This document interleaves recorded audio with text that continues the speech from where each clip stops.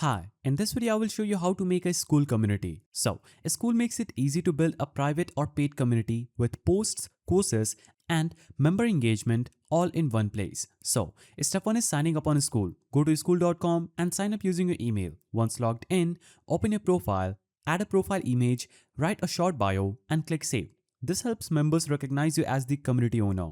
Now, step 2 is exploring existing communities. So before creating your own community, click discover communities and search for your topic to see what already exists. This helps you understand your niche and get inspiration while still creating something unique. Now, step 3 is creating a community. So click create a community and you'll be redirected to a school subscription page. So a school offers a 14-day free trial, but you must enter your credit card. After the trial, pricing is $99 per month, so remember to cancel if needed. Enter your community name, confirm details, and click Start Free Trial. Go to Community page, navigate to Settings, and navigate to General. Add a cover image and an icon. Canva works great for this.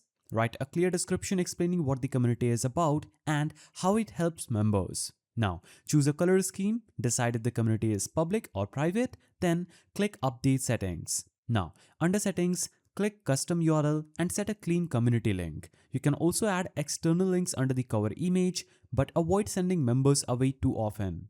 Engagement inside school matters most. Now, step 6 is adding the course. So go to Classroom, click New Course and add the course name, description and cover image. Set access for all members or limited based on engagement and payment, and make sure to toggle the course to be published. Inside courses, use folders to organize content and pages for lessons. So, a school doesn't host videos directly. Upload your videos to YouTube as unlisted or Vimeo, Loom or Wistia, then paste the video link into the lesson.